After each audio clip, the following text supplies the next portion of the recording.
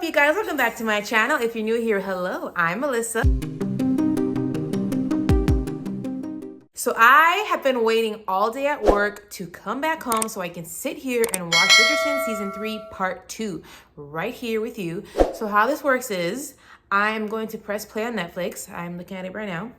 I'm gonna watch the episode and then I'm gonna come back here to you, my camera, and give you my uncut, raw, unfiltered thoughts on what I just watched. I have heard that episode 5, some people saw it early.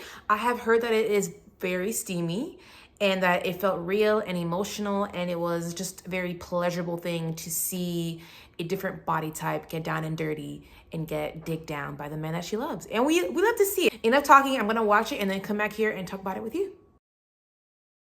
Just got done watching episode 5. Okay, so many things happen. I will start at the end. You know what? They have done a great job of making me feel for, let me turn up the light here. Okay. All right, this is as bright as it's gonna go.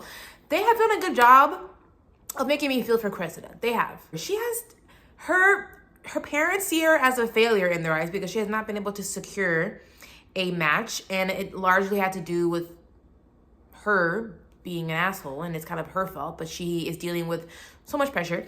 And now they have betrothed her to somebody who could be her great grandfather, and she's not even thinking about a love match. She just wants to get away from it all, and she's like, I just want to make my own way. I want to have my own money so I can have my own security and fuck off and live on my own in Vienna. So she wants that reward, and now she had the right idea of, you know what? I'm going to say I'm whistle down because then I have the power, I have the money, and I don't have to marry anybody. I get it. I get where she's coming from. Let's rewind now back to that spicy scene. I think you guys may have been able to tell from my past videos that I'm not the biggest fan of this couple. I don't feel like that fire and the tingles inside that season 1 has been the only season so far that's made me feel that way. But I have to give props for that love scene because it felt very intimate and cute, and it felt like a very private moment that nobody else should be seeing. So I thought it was really good, and I have to say, like, I loved. There's this quote that Nicola said recently in an interview where she's like, you know, women with my body, women with perfect breasts, I hope you enjoy seeing them. And I'm like, yes, girl, yes, expose them, because we get to see. She's topless. We get to see her thighs, her stomach. And I do wish that we would see more of these types of bodies in love scenes, because then it would just become more normal so that it didn't have to become such a talking point each and every time. It's becoming a talking point, like I'm talking about it now, because we just don't see that. It doesn't happen very often. And if it does, please point me to the shows and movies that we get to see girls who are larger, who, you know, get to enjoy their sex lives too. I'm like wondering why we don't get to see his booty. We got to see Simon's butt in season 1. I think we definitely get to see Anthony's too. Why is that somewhere in Luke's contract that we can't see his bum? I want to see. We can definitely see all of his chests. He looks good there, but I wanted to see some booty. I'm not gonna lie about it. It seemed like Penelope didn't know what is supposed to happen in the marriage bed. She's like, tell me what to do. But I thought she did because of some of the voiceover in season 1 when she's kind of talking about, you know, what newlyweds do when they just get married in their wedding night. You know, I thought her innocence of not knowing was kind of like a facade, and it was fake to protect her identity. But I don't know, maybe she actually didn't know what happens. Lady Featherington, I have such a complex relationship with her. On the one hand, I think the actress is wonderful and amazing, and I feel like she makes her complex and she makes her funny. But I've never loved how she treats Penelope, obviously. She's just treated really badly at home. And, you know, it looks like things are taking a turn with how she feels about the engagement. But it's only because that solicitor is coming around, snooping around again, and she's going to need the protection of the Bridgerton, since that is a good, strong, rich family name. By the way, though, I don't understand why she was so pissed off at Penelope about the engagement. Like, You even told her, you know what's romantic? Security. She's about to marry a very rich man who comes from a long line of rich white people. Like, why was she so upset? I know she says, oh, you know, the Bridgerton burned us with the whole Marina thing. I don't even remember that though. That was so many years ago. I don't remember how the Bridgertons burned the Featheringtons so badly. I mean, I don't recall that. I just kind of recall the Bridgertons being pretty decent, kind, rich people.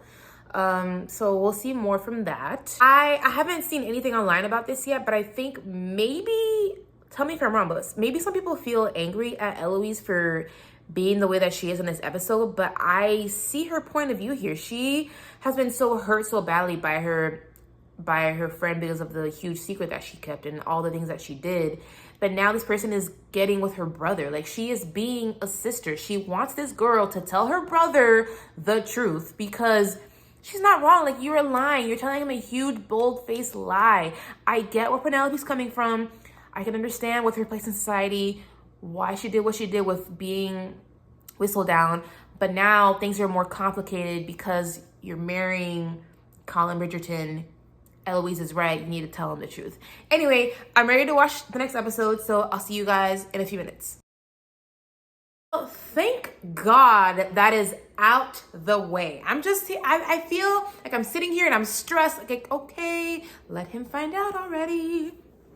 Now, I don't know what they're going to show in the next episode. She might come up with a great lie that he believes, but I hope not. I hope not. I just want to see this go out already and see how it all plays out, because just keeping me waiting and waiting, it's keeping me distracted from the other things that are happening in this episode. But I'm gonna try to remember, because hello. First of all, I just feel like the crazy costumes they keep putting on Cressida, it just reminds me of the citizens in the Capitol from the Hunger Games. She walks into this ball with like these curled wing things. It's just, I mean, she always wears things that are ridiculous, but that one was just like especially egregious. Can we just talk about this whole throuple that Benedict has been invited to join? He looked pretty shocked. Okay, for a moment there, I thought, okay, this man is clearly interested. He's charming. He's giving you the doomy eyes. Are they gonna completely change Benedict's story and just have that be a male-male love story? But no. That is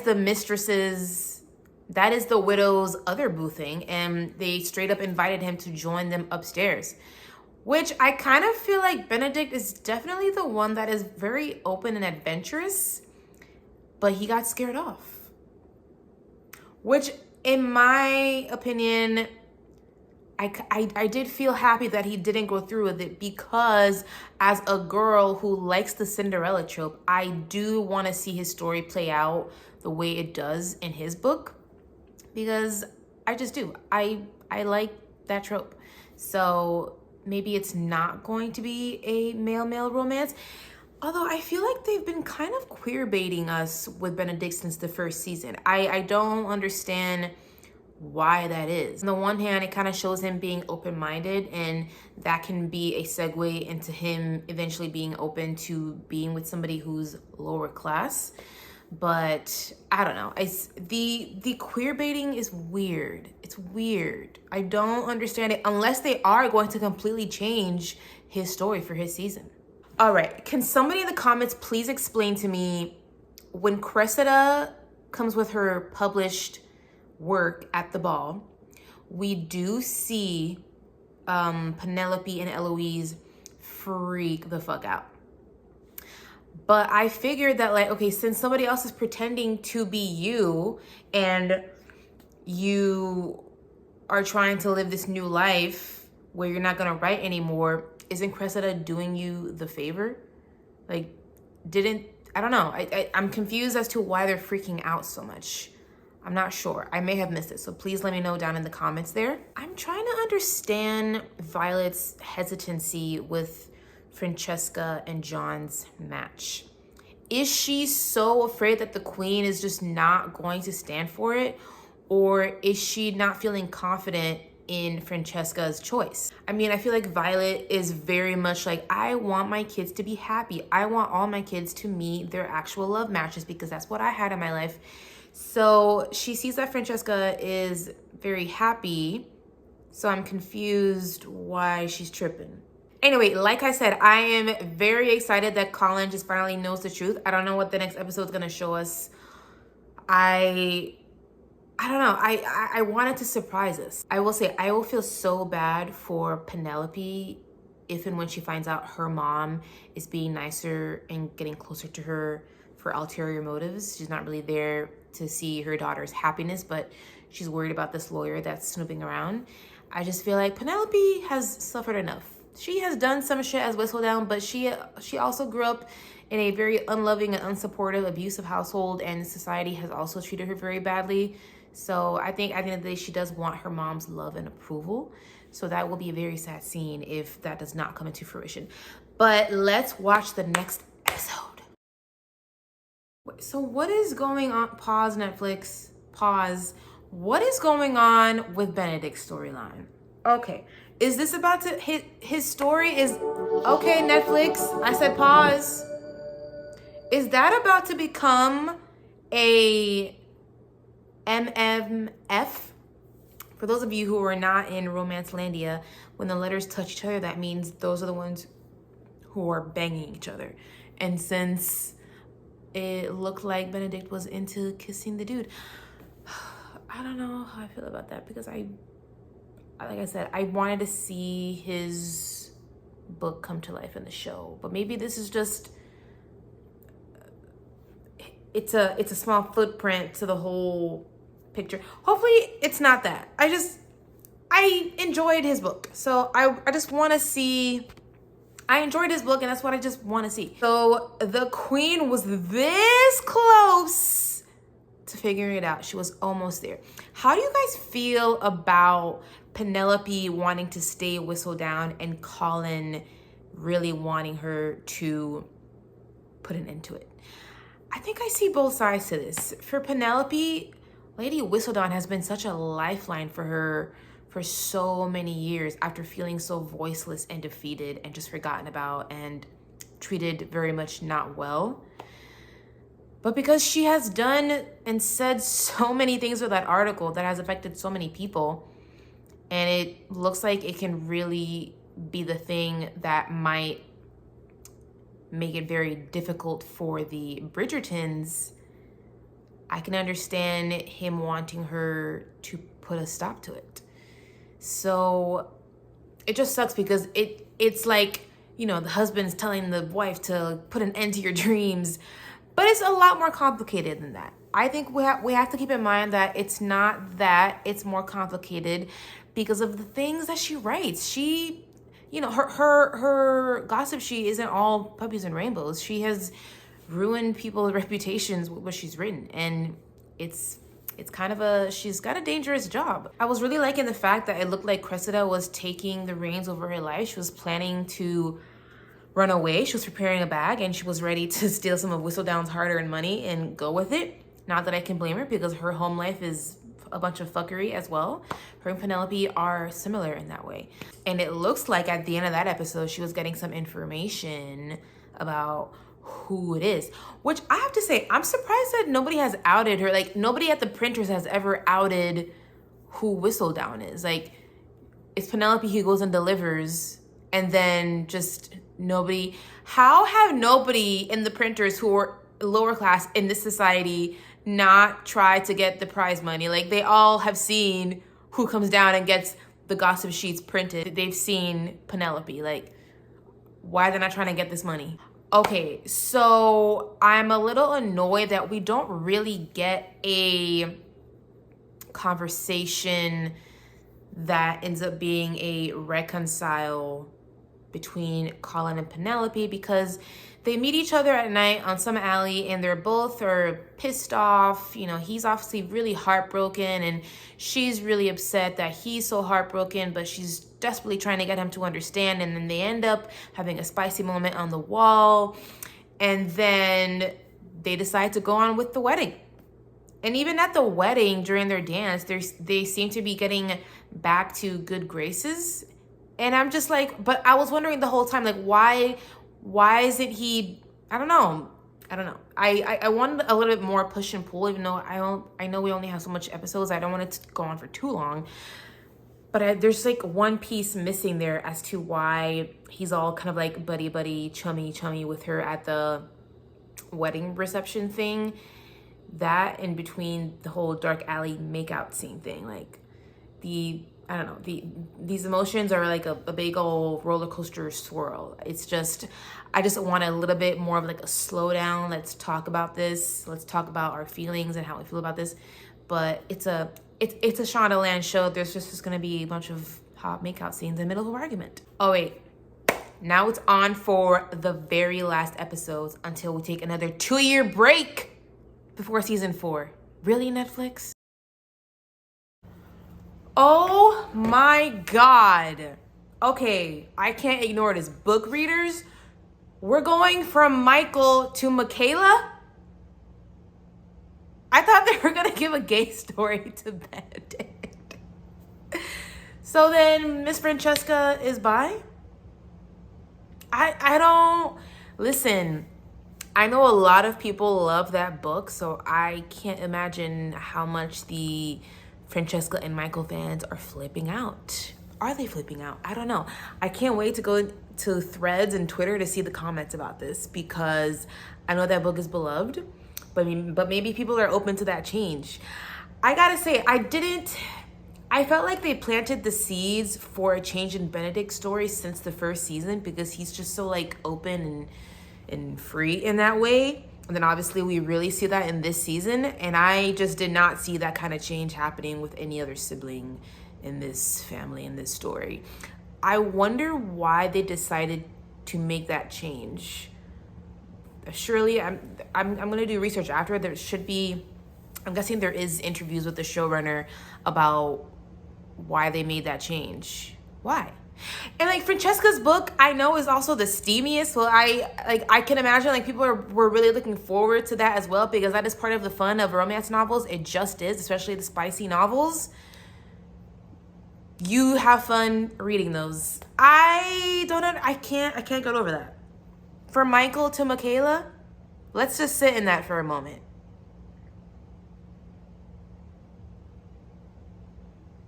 Michaela? Okay, so let's move beyond that and talk about the other things that happened in this episode. I don't know if I feel fully satisfied. I just feel like the whole whistle down debacle got wrapped up rather conveniently. But this is a romance, and romances are going to have endings that work out and have the HEA. So that was to be expected. Maybe I feel like it happened a little bit too quickly, a little bit too neatly. Like, I thought the queen might have been a little bit more angry, because at this point she has been whistled down for years and has talked so much shit about people for years and ruined reputations. I just feel like that was wrapped up a little bit too nicely. During our live show for Bridgerton season 3 part 1, we did talk about how we would have loved to see if Penelope's sisters had girls and then Penelope had the boy. And that's exactly what happened. We called it right here first on this channel. Which, by the way, I just realized that I forgot to mention that I will be doing a live chat tomorrow, which is Friday, for Bridgerton season 3 part 2 is a live chat right here on this channel. So if you don't want to miss that, please subscribe and hit the bell. Hitting the bell is super important so that YouTube can notify you once we go live. It's me and my friend Gabby, and we'll chat for maybe about 40 minutes or an hour. Yeah, I probably will delve more into the tidbits here and there about other things that have happened that I just didn't get a chance to talk to through this video because I didn't want to make this video too long. It looks like Eloise is gonna go over to Scotland. And you know what? If anybody was gonna fall for Michaela, I thought it would have been Eloise. Especially there was this comment this season about how, you know, she hasn't been in love yet, and they're setting her up for her to have like her own journey and her own life in Scotland. Like, why not get with Michaela? There was a line in here that was really touching and powerful to me that came from the widow that Benedict was banging. I think it was just really well acted by the actress, because it felt so vulnerable that I might tear up a little bit. But she just felt like she just wanted to be exclusive with Benedict, because she got the feeling for the first time in a long time. And she said something like, you know, you made me feel like I actually wanted to commit to one person, and I didn't think that was possible. And then she thanks him after he rejects her. Thank you for making me believe that it can't be possible again. And man, that was deep. That was deep, because, you know, like that like true love match is so rare and it's so special. And she thought that maybe she could have it with him, but then he was honest with her, and it was really sad, and it was a hard conversation. But he was honest with her by saying, I'm just not in a place where I want to be serious right now. And that's so heartbreaking. But I appreciate the honesty. You know, that way she can go off and hopefully find somebody else that wants to be committed with her. I will share more of my thoughts on tomorrow's live. So again, if you want to chat with us live, I know most of you will probably watch it after the fact, because, you know, everyone's busy. Make sure to hit subscribe and hit the like button on this video, because it really helps me out. And there are so many things that have occurred that I need help. I need help to break them down, and tomorrow Gabby will help me. And we'll probably do it by character, because there's just so many things that occur. And I will also give my ratings 1 out of 5 stars on tomorrow's live show. So hopefully I see you guys there. Thank you guys for watching, and I'll catch you guys next time.